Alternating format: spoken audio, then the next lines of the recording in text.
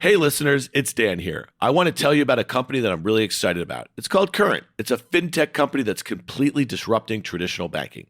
I'm a new Current customer, and it's already helping me and my entire family manage our finances, all from one easy-to-use app. So try Current for yourself and get the app by going to current.com/OK. That's current.com/OK. Current is a financial technology company, not a bank. Banking services provided by and Visa debit card issued by Choice Financial Group, member FDIC, pursuant to a license from Visa USA Inc., and can be used everywhere Visa debit cards are accepted. All right, welcome to OK Computer. I am Dan Nathan. We got a big show for you today. We have Mark Mahaney. He is a senior managing director and head of internet research at Evercore ISI. We also are bringing in the big guns. My co-host of On the Tape podcast, Guy Adami, is going to join us for this conversation. And also stay tuned, because after we talk with Mark, I have Trevor Marshall. He is the CTO and co-founder of Current, and we're going to talk all things crypto and fintech. All right, but first, Mark Mahaney, you are a legend. Welcome to OK Computer. Good to be here, Dan. Good to be here, Guy. I mean, you're bringing in like a pea shooter when you bring me in these conversations, but I'll do the best I can. All right, here's the deal, Mark. You were last with Guy and me about a year ago. You had just published a book called Nothing But Net. 10 timeless stock picking lessons from one of Wall Street's top tech analysts. You are our top tech analyst, but I got to tell you, in the last year that's transpired, you probably got another 10 timeless stock picking lessons. Talk to us a little bit about when volume 2 comes out of Nothing But Net, and also just put some context on the year that was in 2022 in your space. I don't know, Guy and Dan, if you speak Latin, there's this expression called annus horribilis, which means horrible year or crappy year or whatever words you want to use. This has been the worst year for growth stocks, tech stocks, since at least 2008. So that's going back, 15 years. Last time we were about to enter in a recession. There's some similarities, but mostly differences. It's been a terrible year for growth stocks and tech stocks. I think I published my book right at the peak of the tech market. So you're darn straight, there's some lessons to be learned. We went from an easy money to a hard money environment. So we had really low interest rates, and we've had this gap up in interest rates that we've never really seen, not in our recent professional careers.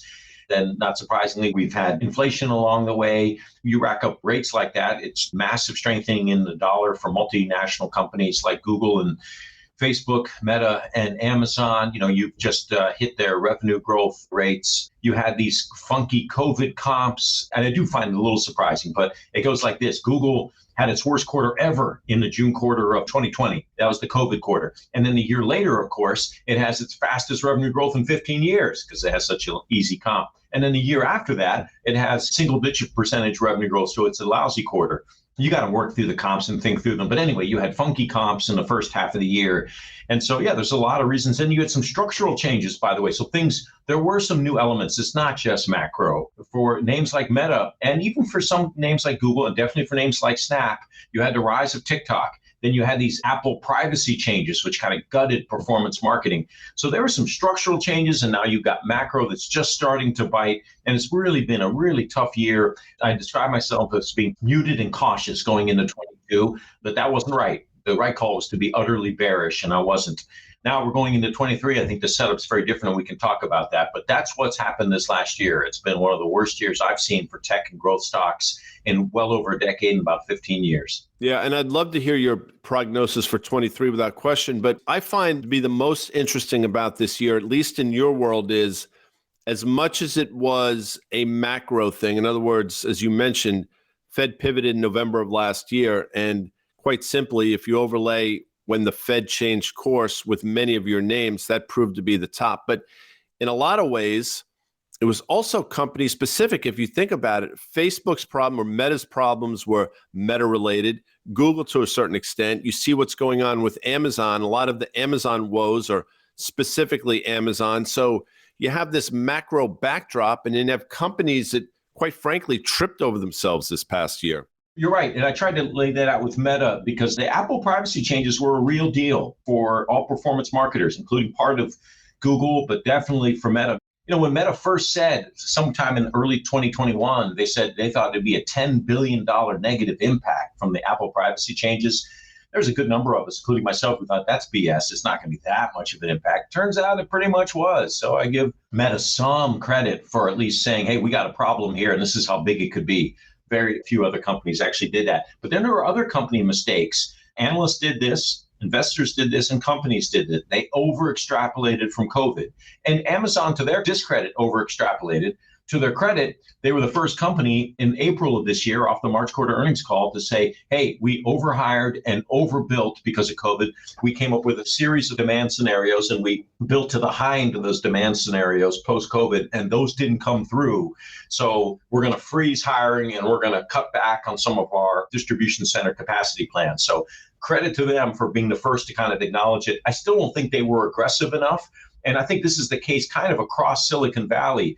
I mean, Google just went 5 quarters in a row of record hiring ads. So in other words, every single quarter of the last 5 quarters, they added more employees than they had ever in any prior quarter. And just every single quarter was more. They added 30,000 employees in the first 9 months of this year, the first 3 quarters. And Google, if anybody, should probably know that there's a recession coming because they can see what people are typing in the search box.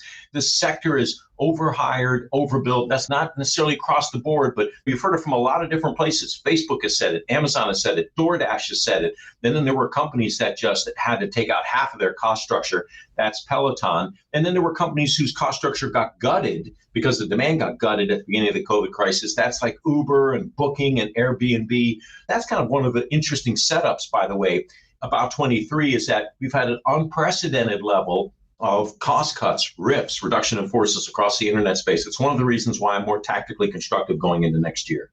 Well, Mark, let's talk about Meta, because here's a company, like you said, a handful of own goals there, but you gave them credit for what they thought that ATT might do to their business early on. And a lot of people might have been skeptical of that. They thought maybe they were kind of lowering the bar a little bit. But here's a stock that's down 65% in the year. It's down 70% from its all-time highs, has a $300 billion market cap. Revenues and sales expected to be flattish to down for, let's call it, this next year or so. And so I guess my question to you is, we have declining margins, but we also have that RIF that you just talked about. They're laying off, 13% of that 87,000 workforce. And it seems like the next shoe to drop is really just a pretty precipitous slowdown in the spending as it relates to metaverse. I also think that there's probably a really good chance that they start to pull some of those levers that they never did, monetizing things like WhatsApp, and maybe it's through payments and some sort of B2B functionality. So my question to you here is that while there's been a lot of focus on a lot of these other names, Meta trading 14, 15 times next year is expected, unless you think that there's further earnings declines, further margin declines, further headwinds from all the things that you laid out. Does Meta present an unusual value opportunity when you consider the scale of their business and their different levers they have to pull to monetize nearly 3 billion monthly active users across the platforms? Well, my answer to you is yes, and it's one of my top picks for next year. I prefer Netflix and Uber over it, but I think the risk reward on Meta is highly asymmetric. So on the PE multiple, this thing is trading actually more like 12 times. And this company has a chunk of cash. Even in a depressed demand environment, they're still generating 25% GAAP EBIT margins. It's just fundamentally a good business. It's a high gross margin, cash generating business. And it's got a valuation that you can really easily defend. Now, look, if it's a deteriorating asset, I don't care what the valuation is. This thing will be like the next Yahoo. It'll just fade and bleed over time. But I look at the user growth and it kind of continues. I look at the engagement growth, the amount of time that people spend with Facebook, and it continues. The company's got a lot of product shifts that they're undergoing, the most risky of which is this metaverse, Reality Labs, that they're spending 10 to 15 billion a year. It's a big number, and most investors hate that, the scope of the investment. But they've also got some other makeshift product shifts that I think are actually smart long-term investments, like bringing in more short-form videos. That's that Reels product. If you're on your Facebook news feed, you'll notice that there's just a lot more content in there that's not relevant to your friends. It's specifically relevant to you that they pulled from the internet. So they've kind of opened up the graph on Facebook. I think that's also leading to more engagement. My sense is that numbers are actually low enough now. Like, the reason I like some of these stocks is I think multiples have been de-risked, estimates have been de-risked, and cost actions have been taken. And that's Meta. They took out, as you mentioned, they did a 13% RIF. Estimates now, the street's looking for 4 to 5% revenue growth next year. I think in a modest recession, I think those numbers are actually doable. And then with all the cost cuts and the revenue growth, I actually think this is the first time in a while I can say I think there's upside to street EPS estimates next year. And in terms of the multiple, has it really been de-risked? Yeah, you're at a trough multiple, whether you look at it on EV to sales or EV to EBITDA or PE. This is about as low of a multiple as you can get. So you just need one or two things to get right. And look how quickly this thing whipsawed around the quarter. It wasn't because it traded off 25%. It wasn't because revenue missed. It wasn't because the user numbers came off. It's because they sounded so damn cavalier about expenses for next year. Stock got smacked down 25%. Then they came back in the fastest 2-week pivot ever in corporate history and said, we were wrong. We're not going to spend as much as we said we would. And here's our RIF. And the stock is almost, if you normalize for the market, it's pretty much back to where it was at that print. So to me, I find that kind of reversal to be relatively bullish. If they do more cost cuts and the revenue numbers are low enough now that they can be met, all you have to do is meet those numbers. I think the stock can re-rate. Mark, I'm with you. And it's interesting when it did have those trough lows, the amount of volume that changed hands in the stock, that reeks of capitulation to me. And the other thing I mentioned, you sort of alluded to it, though, something we've talked about for a while, the chorus to ban TikTok in the United States seems to be getting louder and louder. I don't know what that looks like, but I've said on the show and I've said it on our podcast that if in fact that were to happen, I think Facebook goes up regardless of level that it's currently trading at, 25% in a straight line. Is that accurate? Am I looking at it correctly? I agree with you. 25% is a lot, but the thing clearly goes up 10% plus. And Guy, you probably know the actual percentages better than I would, so I'll take your word for it. I think about smaller cap names like Snap would definitely also trade up a lot. There's no question that TikTok has been taking time away from Instagram, time away from Snapchat, time away from YouTube. Were really to be banned, honestly, I thought 6 months ago that'd be a really small likelihood of happening. But based on a series of checks we've done recently in webinars, it seems like the risks are much greater. I think the U.S. security complex, including public statements by the FBI, the head of the FBI, clearly view TikTok as a national security issue. So you not only have these social security issues, by that I mean, the health of teenagers, so social security and national security, you put that together. And I just don't think that there's an easy negotiated solution between ByteDance, the owner of TikTok, and the U.S. government, which means it's almost impossible for this not to be a forced divestiture. And I don't think ByteDance will sell TikTok. So I think there's a not greater than 50% chance, but geez, it's like a 30 to 40% chance that there's actually a banning of TikTok. It's happened in other countries, by the way. There's actually a banning of TikTok. Then that'd be a huge catalyst for a Meta.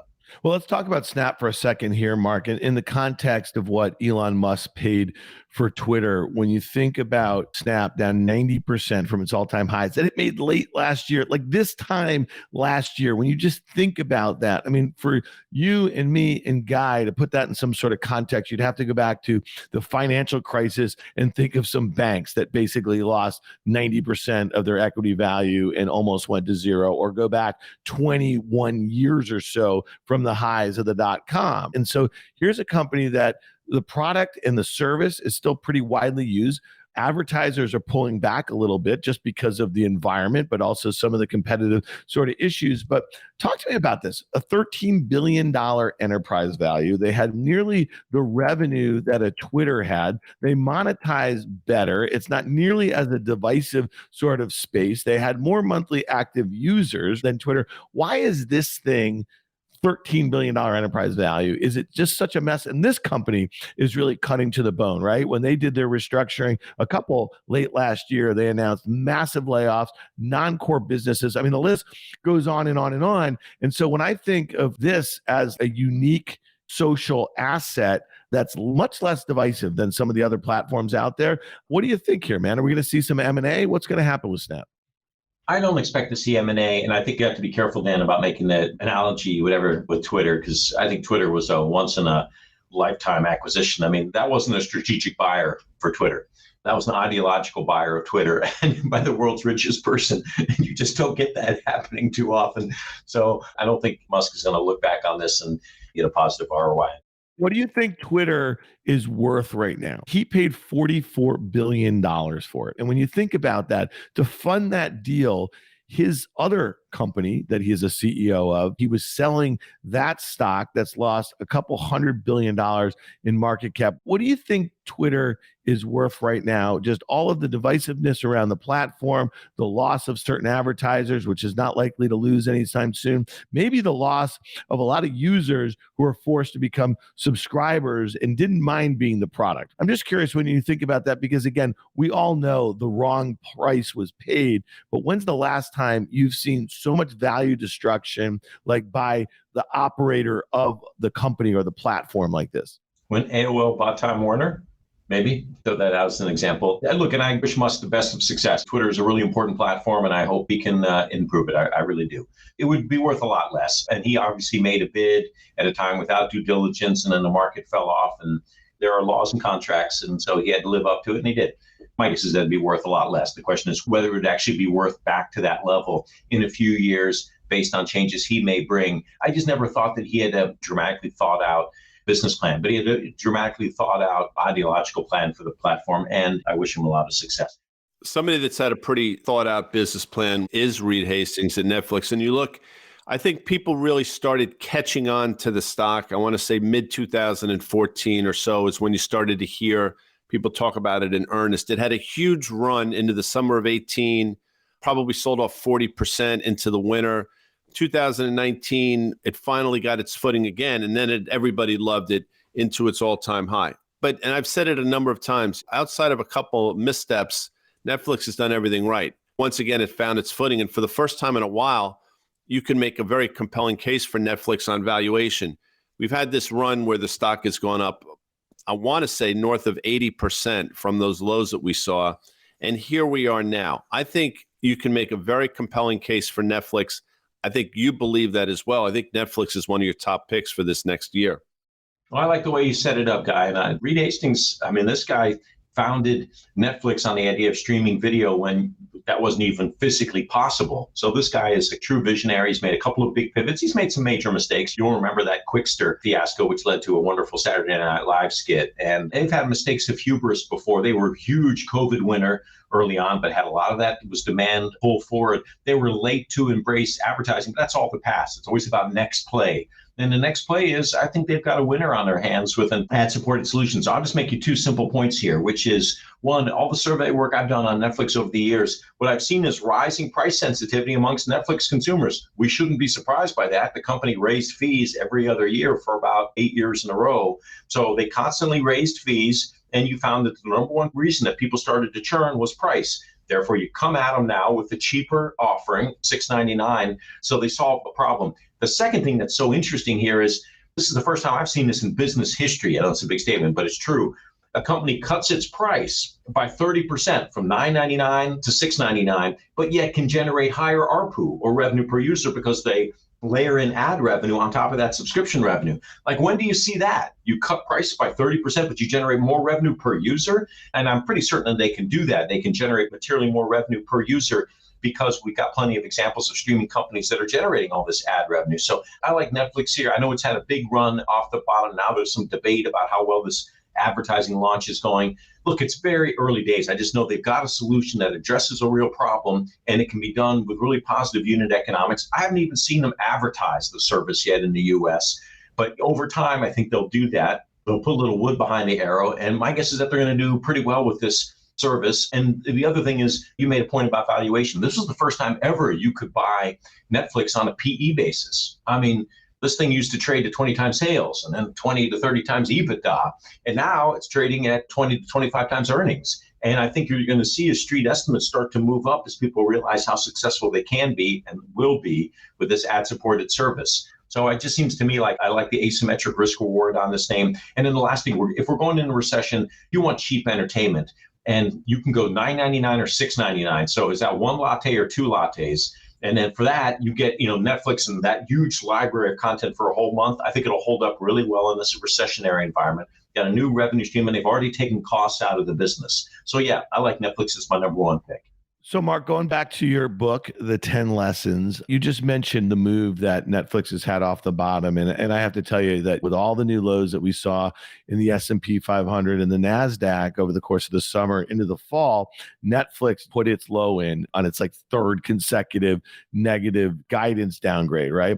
What does history tell us about being a little bit aggressive on that first move off the bottom after a crash? And we could use Meta as the same example. At its lows, it was down 75% in such a short period of time, less than a year. Netflix had that same sort of move, and now Meta's up 30-some%. Some people are like, I don't want to chase it right here. Has history shown you that sometimes when you had capitulation, possibly on a price and volume standpoint, and then you've seen a turn in the fundamentals, you can see the future, what lies next for Netflix? You just laid it out. So buying it up 75%, you're still buying it 50 or 60% lower than its all-time highs a year. I'm just curious, are there any lessons that you have from looking at these stocks and following these stocks for over 25 years? Well, if they're really good franchises, they all make mistakes from time to time. The stocks always get dislocated.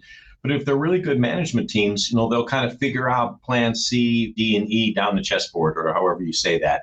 And that's kind of what Netflix did. I think they were complacent about the ads business, and then they got pushed into it a little bit. But damn, they rolled that out in 6 months. A global advertising business, that's really impressive. Maybe that's kind of a lesson that, you get really good management teams. They usually are better than just one pony. They usually got a couple of tricks that they can roll out, and Netflix kind of proved that. And I guess that's one thing. And then there are these advantages they have. So what we've had is these scale advantages. And I guess that's one of the things I've kind of learned the hard way or the easy way over 25 years of looking at these stocks. Scale solves almost anything. In Silicon Valley, I think they say revenue solves almost anything, but I think scale solves almost anything. The advantage that Netflix has now is they've got 230 million paying subscribers. When you have that kind of customer base and a loyal customer base, you can start layering in new revenue streams, or you can just decide to tap into advertising revenue. So one, you get the chance to roll in more revenue streams. But the other one is you have a cost advantage, because the irony of all this is that the only global streaming company that's generating positive free cash flow is Netflix. And you're now at a point now where the industry is starting to consolidate. So when there's heightened competition in the industry, that can be a really tough time for an investor. But eventually that competition starts to fade. It starts to, you get rationalization in the industry. You want an example of rationalization in the streaming industry? The CEO of Disney gets fired for spending too much on streaming. That'll kick off rationalization for you across the industry. And guess who's sitting at top now? It's Netflix, when the other people in the industry are trimming their sails. So it's another reason why I like Netflix. I think competitive intensity has peaked. The Disney firing was great evidence of that. A bunch of those themes that you just mentioned, they're kind of all wrapped up in Amazon a little bit. You talked a little bit about some of the mistakes that they made as far as overbuilding, overhiring during the pandemic, and the stock that's down. It's been cut in half, basically. Andy Jassy took over from Jeff Bezos in July of 2021. That was really the high for the stock. But when you think about streaming, they're there. When you think about advertising, they're there. It's a big business. I know that we've looked at some of the parts, and they're basically valuing the North American retail business at zero. We're seeing some headwinds. These are just kind of more economic. It's not competitive at the moment here for AWS, but investors are kind of shooting first, asking questions later. The stock made a new 52-week low, nearly 2-year low today. It is quickly approaching, Mark, its March 2020 lows. So my question is, they've done some of the heavy lifting. They've cut costs. They've narrowed their focus in some areas here. But what has to happen for Amazon to make a bottom, especially if we're not valuing their retail business at all? It just seems like this is approaching unusual value relative to its self on a historical basis from a valuation standpoint. Well, you're right. It's at a trough multiple, either EV to sales or EV to EBITDA over the last 5 years. The response to that is, well, things have changed for Amazon. And by the way, have you noticed that rates are higher than they were 5 years ago? Okay, I get that. But in terms of whether anything has structurally changed for Amazon, still about 20% of retail sales that are online, and that's going to keep rising over time. And Amazon is still, they're actually at the margin gaining share in retail. They grew 20% last quarter. In terms of U.S. online retail sales, nobody else is growing at that level, and look at the scale they're doing that on. So they're clearly gaining share in online retail, and I think they will even more so during a recession. And cloud computing growth is slowing down for AWS as it is for Azure And so will it for Google Cloud. And I don't see any major market share shifts there. So you still have with Amazon the market leading position in two of the biggest categories out there you could find. Then they still are layering in more and more advertising revenue. You've got what I call the best mix shift story in tech, because the highest margin businesses, AWS and advertising, are growing materially faster than the low margin retail business. It's a matter of kind of cleaning up from some of their overbuilding, overhiring errors. I still think they need to cut more. I think fundamentals are going to soften. I think demand trends are going to soften the next 2 quarters because Amazon is consumer discretionary spending. It's not staples. It's discretionary spending. So trends are going to soften. Sometime in the middle of next year, however, or back half of next year, I think fundamentals stabilize. And then they have what I call these unlocks.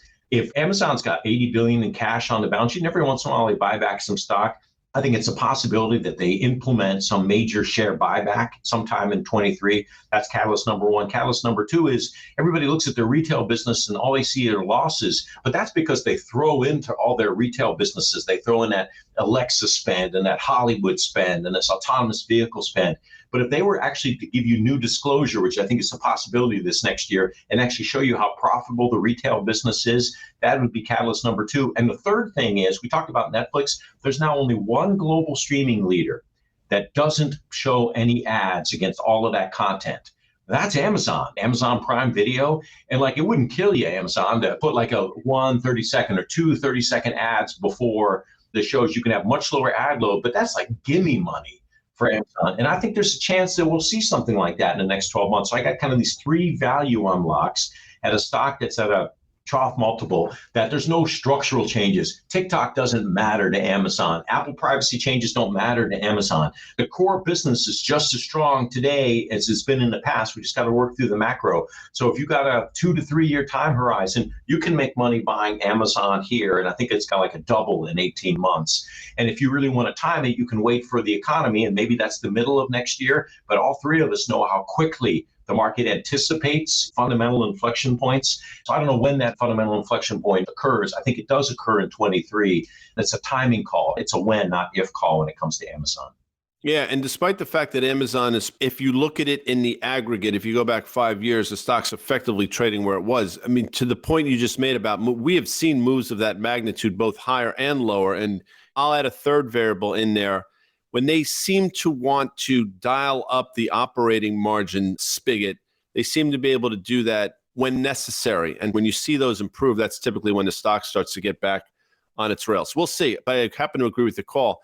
One name that I don't think people, I certainly can't figure it out. Is it a COVID play, not a COVID play? And you can make an argument either way. Uber. And as we sit here, $24 stock, I think the recent low was south of $20. Another name that I think the street has trouble figuring out, and in terms of the stock, just really can't get out of its own way either. You're right. It hasn't done anything since its IPO. Now, I actually think the stock was breaking out. Look at the tape, early 2020, and then boom, that business got gutted. The mobility business got gutted by COVID. And that forced them to take out a lot of costs. By the way, it made the company more efficient. There are a couple of these gig economy names, Airbnb too, that were pretty cost complacent. Nothing like a pandemic to slap that out of you. I don't mean to be rude about it, or anyway, I take it seriously, the impacts of the pandemic. But it did really gut the fundamentals of both businesses. But here we are post-pandemic, and the mobility business now has reached bigger scale than if they finally, just in the last 2 quarters, are now bigger than they were pre-COVID. That's how long it took the business to recover. But it's recovered. And guess what? In the meantime, the business is now more efficient. It's generating higher margins than it was before. And the Eats business, the delivery business, is now profitable too. So for the first time ever, since you and I last talked, the big thing that's happened to Uber, it's generating positive free cash flow. Did it in the June quarter, did it again in the September quarter. And if they keep adding up those positive free cash flow quarters and get close to this $4 billion in free cash flow goal that they've laid out in 2024, this stock will re-rate. So that's why Uber is one of my top picks. I also think the mobility part of the business is probably kind of utility. We're all going to keep commuting during the recession. We're going to still use our social rides, going out on Friday and Saturday nights and Ubering a couple of airport trips too. So I think the use cases are still going to be there. I worry a little bit about the delivery side of the business that could weaken in a recession. But I think the larger part of the business, the mobility part of the business, has pretty sticky demand. And I think the company got the memo. We cut costs, we drive towards free cash flow, and we prove that we can reach $4 billion in free cash flow. And if they do that, I think the stock's got a lot of upside because that gives you like a 7%, 8% free cash flow yield for a name that's kind of a global utility that's got 90 billion in bookings, growing close to 30% year over year. So you got growth and profitability and scale. That's a rare combo. So, Mark, the comments that you made about Amazon, you said if you can be patient, if you can look to buy it on weakness in the not so distant future, you think it's a double 18 months, 2 years out. But some of the caution about Amazon and the kind of economic headwinds they have can easily be extrapolated to your entire coverage here. And so my question to you is, are we in for a January with a handful of negative pre-announcements followed by a bunch of calendar year 2023 guide downs when we get the earnings officially in late January, early February? And is that going to be the realization that it might be a really difficult year even in 2023 to make money in some of these high valuation stocks? We just talked about a handful that look really cheap relative to themselves. But if they were to guide down meaningfully and not have the growth materialize that we might expect, then they're going to look really expensive. So your history following this sector, we had a protracted bear market after the dot-com. There were fits and starts. There were 75% rallies in stocks like we just saw in Netflix, only to go back and maybe retest some of those lows. So I'm curious, do you think we're in that post-dot-com crash mode? Because a lot of the stocks have had similar moves, but is it just a different sort of environment? And do the tailwinds, the secular tailwinds, are they just too strong right now? I think it's a different environment, but I think your setup question is the right one, Dan. And I think the answer is, I think most companies are going to be guiding down. I think demand trends are deteriorating. We've tracked that just in October and November. Online advertising, weaker. Online retail, weaker. Cloud computing demand, softer. Travel, just looking like it could tip over. It hasn't yet, but it's kind of hard to think that it won't. And so I think most companies are going to be guiding down. So you want to be super tactical here, but it is a stock picker's market. And those trends, you and I could have talked about those 2 months ago. There's still been some outperformers. So you want to find companies that have got somewhat recession-resistant revenue models. I don't cover defensive stocks. I'm sorry, I don't. But I got some names that are less consumer discretionary and a little bit more thrifty names. And again, Netflix for $6.99 a month. That seems like a pretty cheap way to keep entertained during a recession. Uber, I think with its mobility business, is a utility that people aren't going to cut, or they're going to cut only modestly. So I think there's a few outliers in there. Those are the two at the top of my hit list. And then I got Meta in there just because I think the numbers have been brought down so much. I just think the risk reward is so asymmetric with the valuation because it's not a high multiple name. Trading at 12, it's got a dramatic discount to the market that I just don't think it deserves. So I'll fall on my swords, die on the hill on those. But the other names, including the names I really like for the long term, names like Google and Amazon, I think their commentary is going to cause pressure on those shares. I find it hard to believe that those stocks are going to outperform near term, 3 to 6 months, when revenue growth trends are still decelerating and margins are going to be under pressure. All right, last question before we get out of here, Mark. Are we going to see one of your old favorites from like 20 years ago or so? Apollo bought Yahoo from Verizon Media. Jim Lanzone was brought in to be the CEO of that company. I know Jim and I know some of the people on the board, a real serious board here. He's a real serious operator. This is a company that has a huge audience. And I have to assume when they look around, they never had anything really in social. They bought Tumblr. That was a big zero. It wasn't social. You got to think that as they see the landscape changing here, as they see how disruptive TikTok has been, and then how disruptive some of the other things have gone on from a competitive standpoint, or how disruptive Elon is being at Twitter, they have to see a lot of opportunities given the audience that they have right now. Is that something you're tracking? You're tracking this company, and will they rise like a phoenix? That was a long ass pause, Mark Mahaney.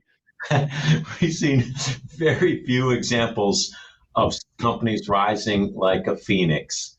Like, I'm trying to think of one in the internet space. Maybe you could argue that was Amazon. Maybe they were rose in the phoenix from 2002, 2003 to where they are 5 years later, and then 17 years later. Maybe it was a rise from the phoenix. I mean, that's probably the exception that proves the rule. It is very hard to rise from the ashes in industry, you'd have to convince people that you got something that's materially better than what's out there. So look, I hope it works, but I think the odds would be clearly stacked against them. All right. Well, listen, Mark, we really appreciate you being here 1 year, I guess, from the publication of your book. And I just want to do this. We didn't do this at the time, but for the first 100 listeners who leave a review on the Tape or OK Computer in the podcast stores, you know what to do. Email us the review at contact@riskaverse, a screenshot of it, and we will send you for free a copy of Mark's book, Nothing But Net. So please do that. Listen, this is a great investing book. I read it last year before, Mark, we talked about it there. There it is, Nothing But Net. So leave a review in the Apple Podcast Store, take a screenshot, email it to us, and we will send you a copy of Mark's book with your address on the email. So Mark Mahaney, thanks so much for being with Guy and me today. Guy, thanks for bringing it, buddy. I love it, Mark. You know, I'm a fan. Thank you for your time. I think we're lining up in some of the thoughts we have for 23, so I hope they pan out. Thanks, Mark. All right. See you guys. See you, Dan. Hey, Dan. What up, Guy? You're into this fintech. What's all this I'm hearing about Current? You're going to like this, Guy. Current is a fintech company that's completely disrupting traditional banking. Wait a second. Does that mean I don't have to drive to the bank anymore? Yeah, exactly. I'm a new Current customer, and I manage all of my finances from one easy-to-use app. Well, I got to get this app, but where can I learn more? It's super easy. Just go to current.com/OK, OKAY, and download the app. That's current.com/OK. Current is a financial technology company, not a bank. Banking services provided by and Visa debit card issued by Choice Financial Group, member FDIC, pursuant to a license from Visa USA Inc., and can be used everywhere Visa debit cards are accepted. Hey, it's Dan here. I'm excited to tell you about a $1 billion app that's disrupting the way people like you and me invest. It's called Masterworks. They offer investors access to an estimated $1.7 trillion alternative asset that was once only accessible by the ultra wealthy. I'm talking about blue chip art.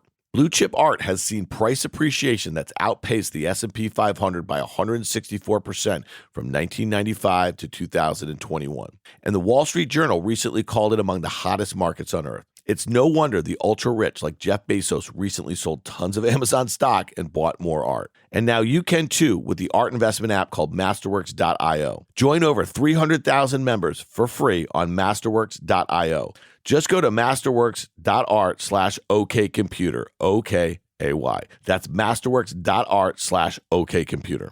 See important disclosures at masterworks.io/disclaimer. Taboola uses AI to power recommendations for many of the world's top publishers and cell phone manufacturers. You know Taboola. If you ever went to websites like CNBC or USA Today, when you finish reading an article, it's that tricked out recommendation engine pointing you towards additional content you will like. They also help brands reach over 500 million daily users, which makes them a compelling alternative to Facebook and Google ad platforms. Taboola has long-term exclusive partnerships with publishers, which means they help people like you and me discover content outside of social media.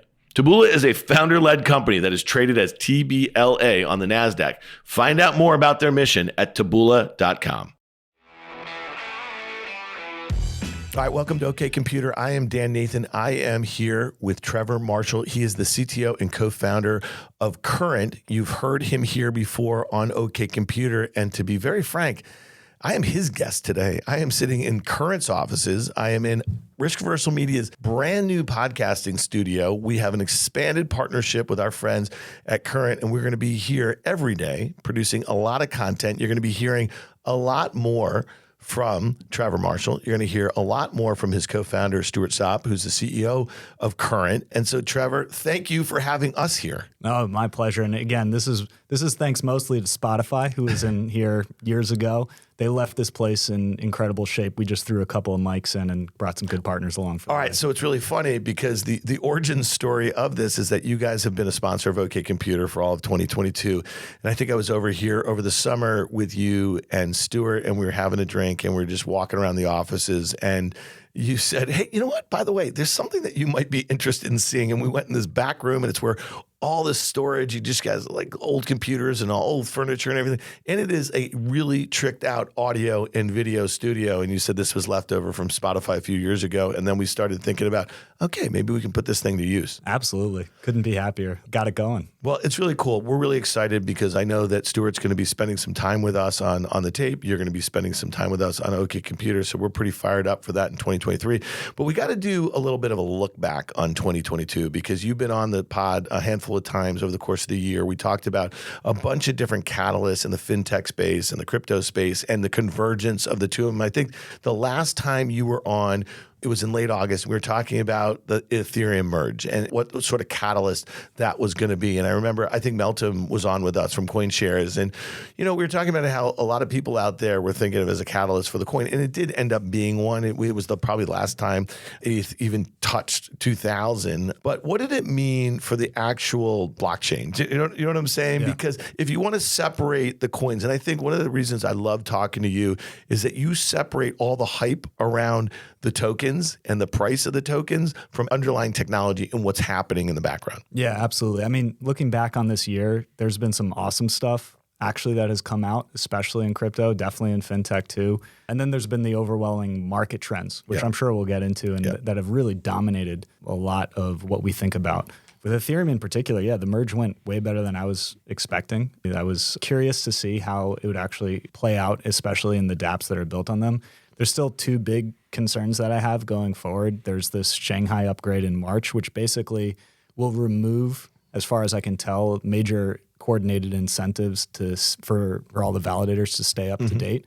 Previously, you had the difficulty bomb, which would basically say, hey, everyone upgrade, otherwise your version of Ethereum is going to break. And with the ability to withdraw the staked ETH coming in March, I want to make sure that it'd be very bad if there wasn't similar types of coordinated incentives in the future. I want to see Ethereum move as quickly as it should. And then you still haven't solved the sharding problem. There's a couple of different ways that they're looking at it and a couple of different ways that seem likely, particularly with the zero-knowledge rollups. Looks extremely promising. It was great to see that pivot from a technology standpoint of an actual scalability solution that made a ton of sense. It's hard. And there's still a lot of work to be done. Talk to me a little bit about the fact that Bitcoin and ETH, the whole ecosystem was above $3 trillion. We're just talking about the market cap of the coins. And we know that the biggest ones outside of those two were these stable coins. And they've had a tough year. And you use that term confidence, a little bit. And that really is at the heart, I think, of what people are really challenging about this as an asset class or an underlying technology. Yeah, combined less than $500 billion.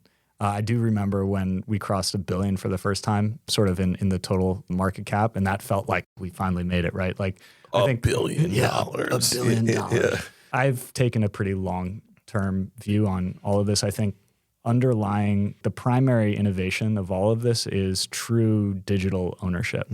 And that's a concept that it's Pandora's box is open in terms of this is a path for financial autonomy. This is a path for truly changing the way that information can be converted into value.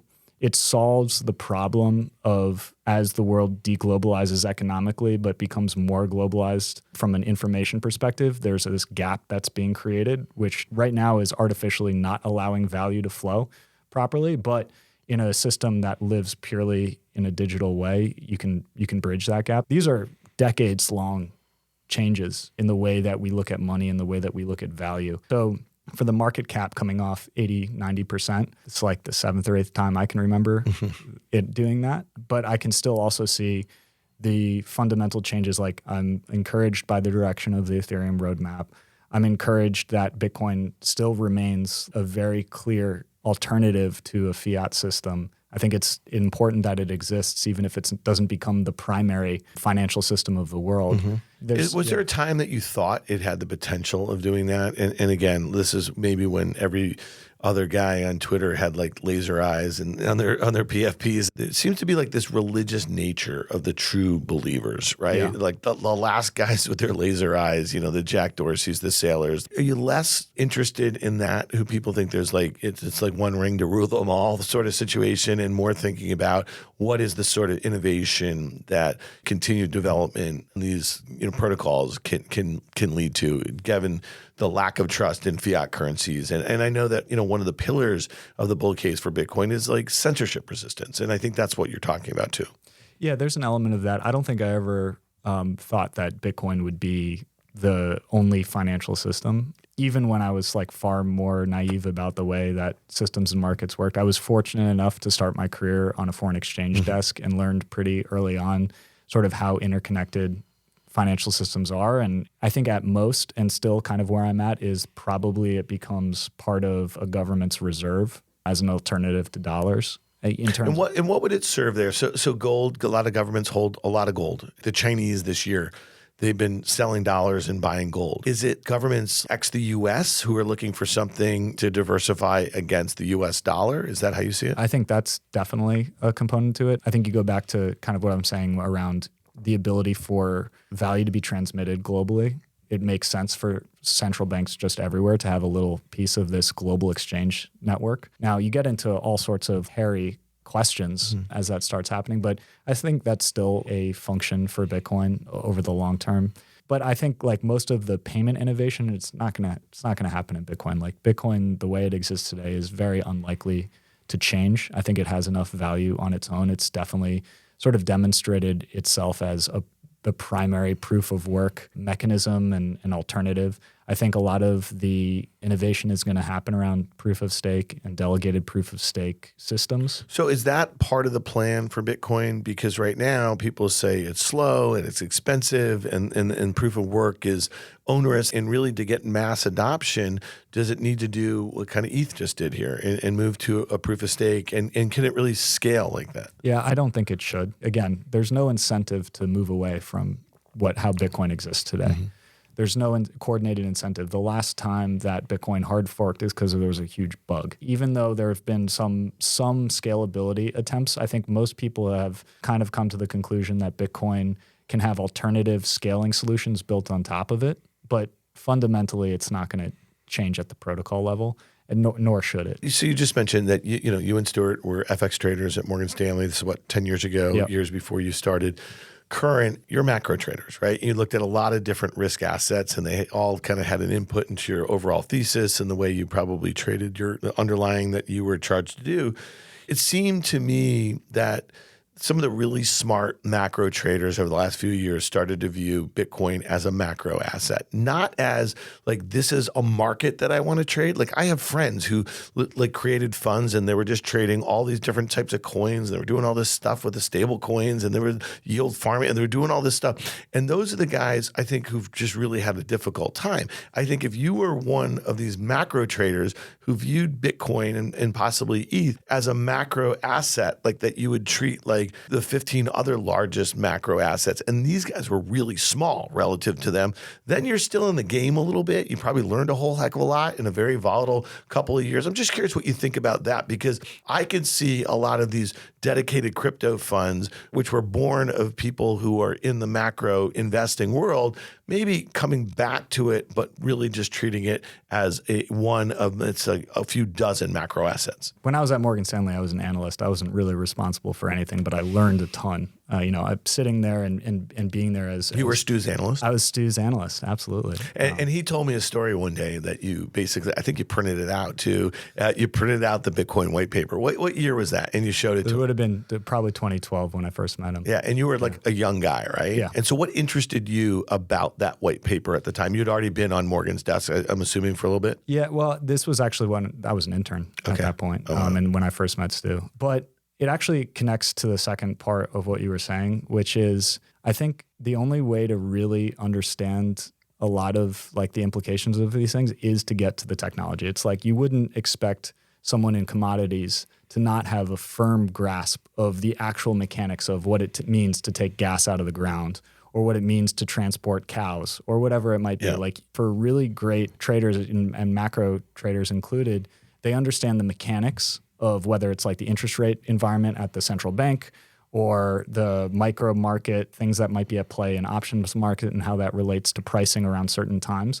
It's the same when it comes to sort of the crypto asset class. And so I think understanding and having at least a little bit of fluency around what the difference is between consensus mechanisms are and what the implications of certain initiatives that are upcoming. Those are the fundamentals of ultimately the pricing. Everything around it is really behavioral in the market and sort of following what seems to be hot. But I think getting down to the fundamentals is mostly what's informed me when I look at everything that's out there. But it does require a little bit of that technical look, which is Bitcoin's case. Why is proof of work such an amazing innovation, and why is it important? Which is, in the white paper. Let's talk about the price here. You just mentioned something. I mean, Bitcoin's still above 18,000. And given what we've just been through over the last few months or so with the FTX implosion, and this goes back to confidence, right? And there's always all the FUD about Tether, right? And we've seen some issues with stable coins this year. So it doesn't seem like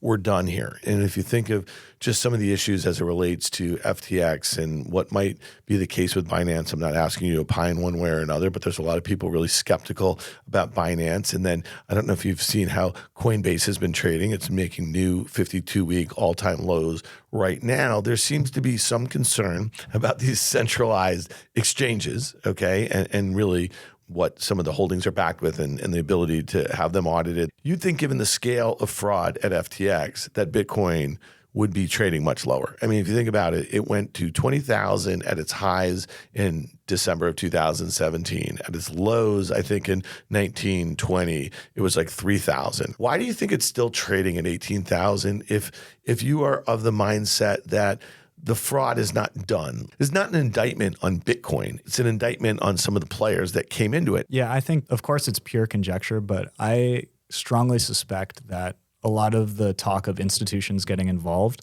didn't necessarily result in a lot of institutions making purchases. I would argue that the largest owners of crypto at this point are either folks like the trusts that have been around for a long time or miners. It's kind of how that market has been for a long time.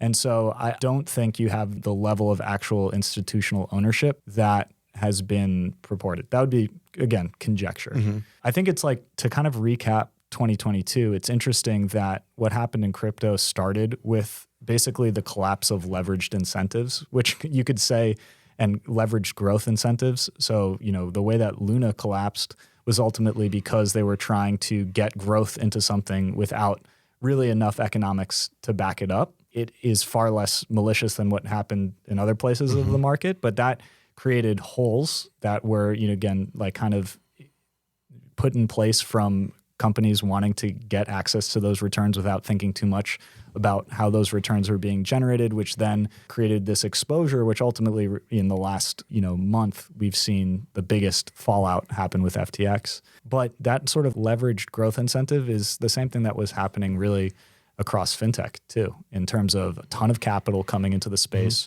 a lot of sort of go out and grow at any cost. And that was translated all the way down to crypto. And this is kind of the story of 2022 is the deleveraging and the unwinding of things that didn't actually have an economic back to them.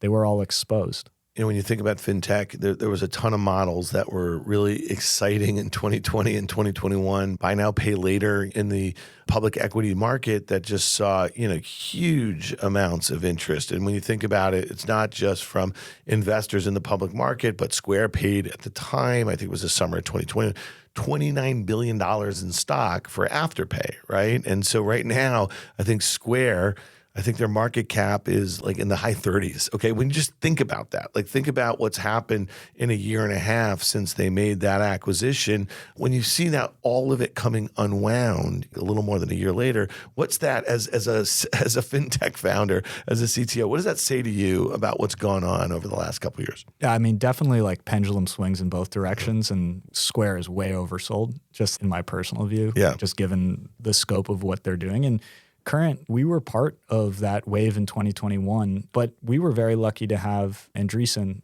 in our last round, and they invested in us. They were looking at the long term, which is to say this can be an absolutely massive business that's going to take many years to get to. And at the same time, we started pulling back in marketing way before the market collapsed because there was all these convergence of factors that led us to think we need to make investments into the core business as much as possible. And for 2022 for Current was really about delivering on those investments. We were able to add 35 points of gross margin through the transition into verticalizing our processing stack. These are the types of things that ultimately separate us, in my opinion, from a lot of what's in the market, which is great unit economics and the ability to actually leverage technology in the finance. It's not a finance company, it's a technology company. Well, it's funny, I'm a customer if you listen to our ads. And so it's interesting to me what I think has happened in 2022 when I just think of the app, okay? And I have an account, my kids have an account.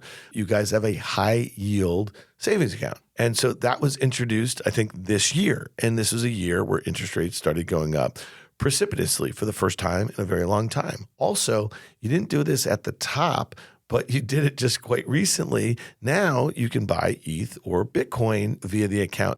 I have a 19-year-old daughter who has an app now. She also has a card. I don't know if she uses the card because I think she uses the app to pay for things the way anyone would with Apple Pay or something like that.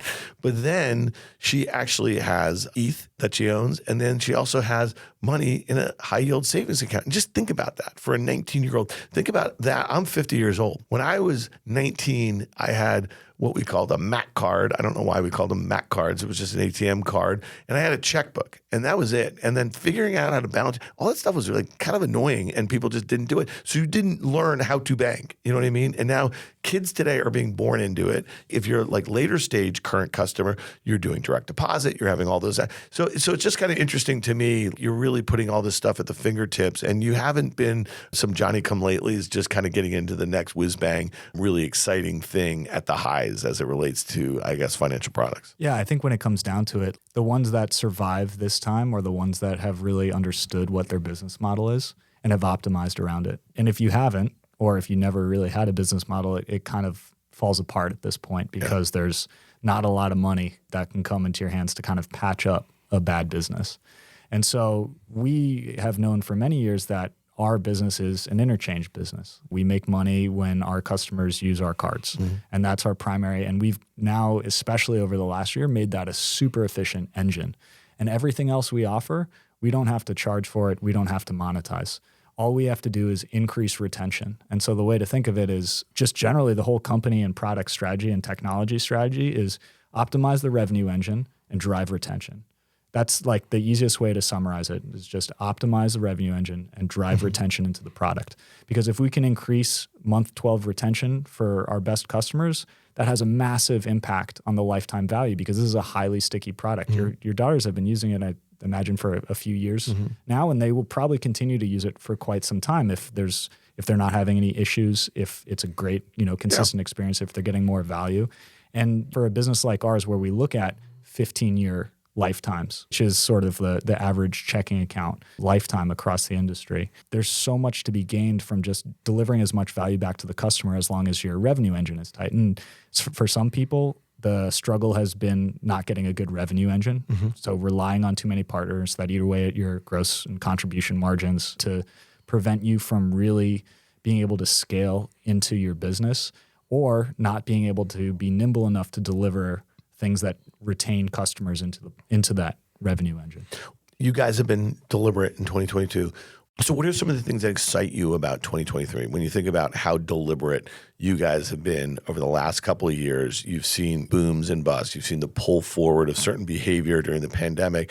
And we talked a little bit about this with Stuart on the pod the other day. I mean, some of the trends we're seeing in consumer savings and consumer credit, it's kind of troubling, right? And there's a lot of thought amongst the economist class and strategist class that there's going to be a recession in 2023. How do you think about how you position the business, and what are some of the things that kind of excite you about how you positioned to kind of deal with a tough economy and a consumer or a customer that's going to want more from you? Yeah, absolutely. I mean, our strategy has been to build out the banking platform. And if you look at sort of what digital innovation means at a lot of bigger banks or existing banks, it's about how do I sell a product in a new way? It's the same product, but I'm going to deliver it in an app. You can sign up quickly or whatever it might be. It's new distribution paths primarily when it comes to innovation.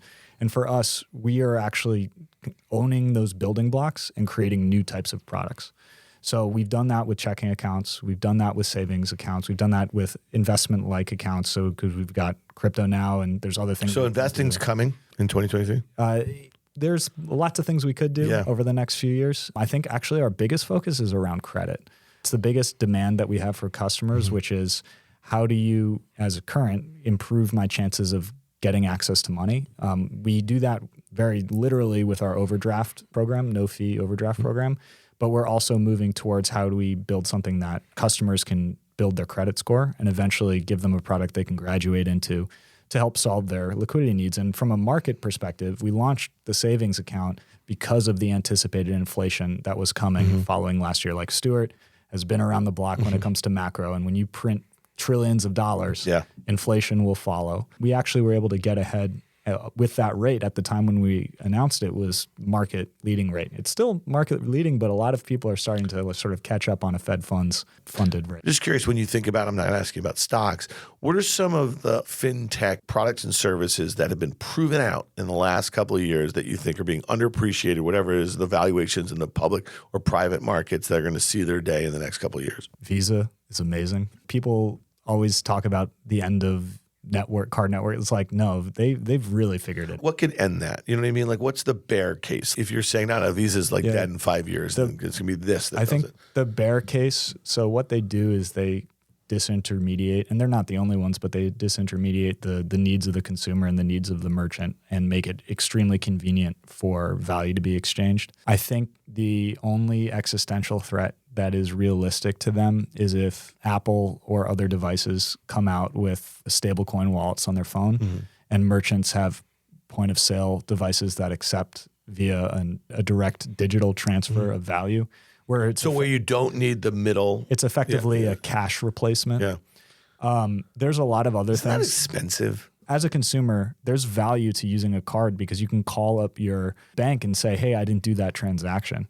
There's a whole disputes infrastructure that exists for consumer protection that's incredibly valuable. And I think that what networks and in particular Visa, who we work super closely with, do, ultimately what you're paying for on a per transaction basis, if you're the merchant, it's pretty amazing that it's that cheap, to be honest. Good luck disintermediating a Visa right now when you think about it, $30 billion in annual sales and nearly $20 billion in adjusted EBITDA, and it's got a $435 billion market cap, which has acted much better than the S&P and the NASDAQ. And I mean, I think it speaks to what you're saying. But Visa has kind of dipped their toe in the water. They want to look at fintech acquisitions. They want to broaden out a little bit. And they see at least the challenges to the platform, but they probably see it years away. Yeah, I mean, you could definitely argue that a lot of the fintech rise over 2021 and the excitement around it was from the acquisition of Plaid. Visa's acquisition or planned acquisition of Plaid. They are a major force in determining the future of fintech just because of their place in the market. And your question about what's been overlooked, probably not them because they're being rewarded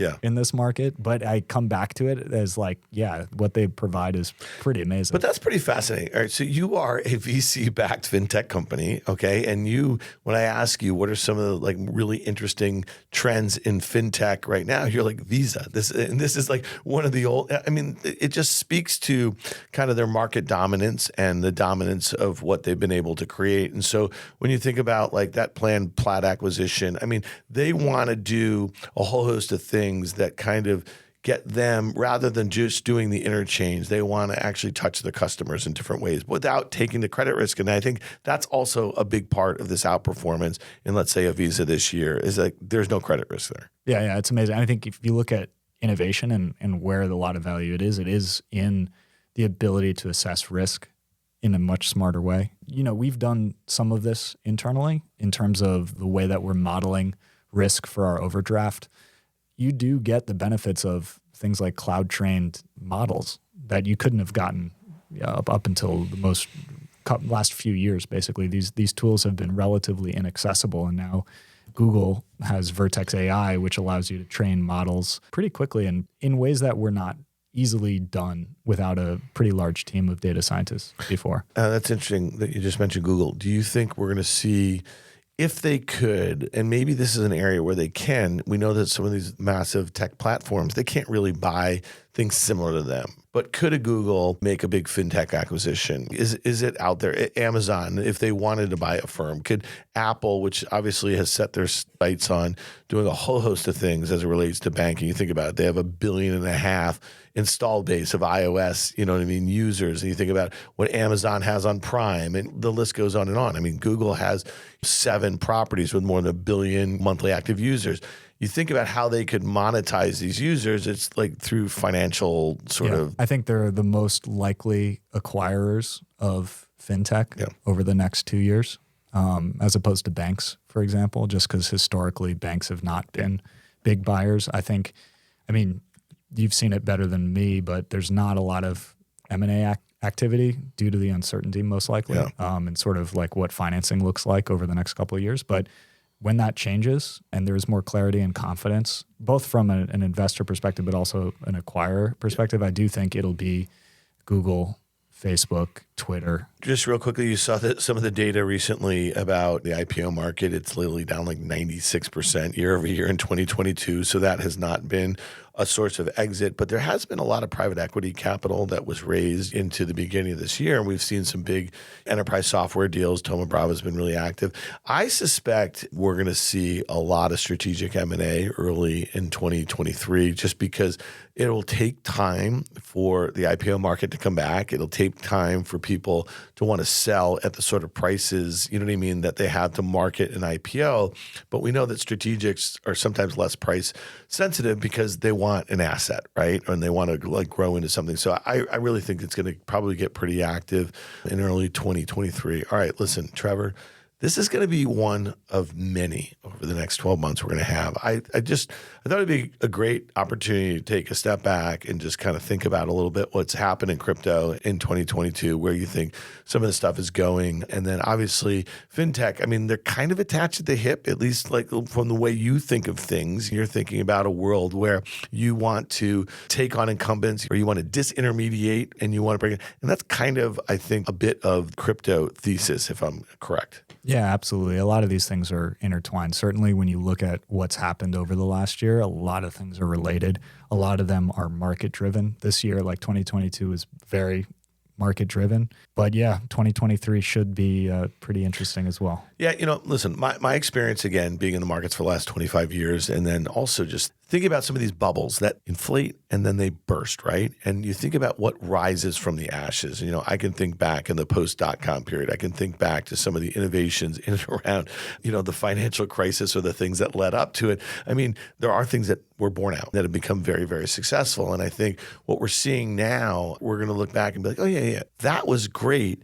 The management was really bad and the valuation was really stupid. And it's not just on the bankers that brought it or whatever. It's on investors who wanted it, right? And it's on some kind of ill-conceived sort of business plans. But some of these things will rise from the ashes and they will be very successful. And I think as negative as you might have been, as skeptical as you might have been, sometimes it makes sense now down 70, 80, 90% in some instances, taking another look and kind of separating the wheat from the chaff, if you will. So. Yeah, from an operator's perspective, just build a great business and just stay focused on that. All right, man. Well, I appreciate it. That's Trevor Marshall, CTO and co-founder of Current, and he will be back with us really soon. Thanks, Trevor. You, Dan. Thanks again to our presenting sponsor, Current, and our supporters, Masterworks and Taboola, for bringing you this episode of OK Computer.